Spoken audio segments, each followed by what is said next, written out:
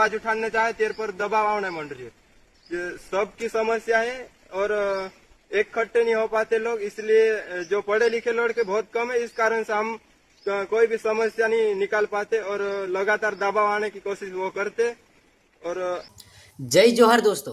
આ લોકો એવું કહી રહ્યા છે કે અમારા ગામની અંદર અડધી જગ્યા પર વિકાસ કરે છે અને અડધી જગ્યા પર વિકાસ કરતા નથી અને રોડ રસ્તા સારા નથી, જેથી કરીને બીમાર લોકોને દવાખાને જવા માટે તકલીફો પડે છે અને જે લોકો બોલે છે તે લોકો પર દબાણ કરવામાં આવે છે અને તેને ધમકીઓ આપવામાં આવે છે અને જે લોકો ભાજપને મત આપે છે તેમના જ કામ થાય છે અને જે લોકો ભાજપના માણસો છે એમના જ કામ થાય છે।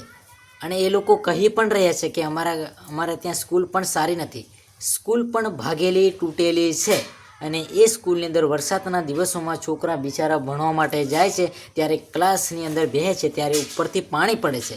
ત્યારે એ લોકોને સ્કૂલની બહાર જે ઓટલો આવે છે એ ઓટલા પર બેસીને ભણવા માટે જાય છે। તો આવી રીતે આપણા આદિવાસી સમાજની અંદર દરેક જગ્યા પર સમસ્યા છે, પરંતુ મેં દરેક યુવાન મિત્રોને કહેવા માગું છું કે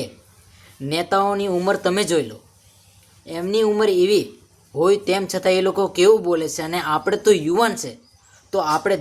દરેક યુવાન મિત્રોને બોલવું જોઈએ। જ્યાં ખોટું હશે અને જ્યાં ખોટું થતું હશે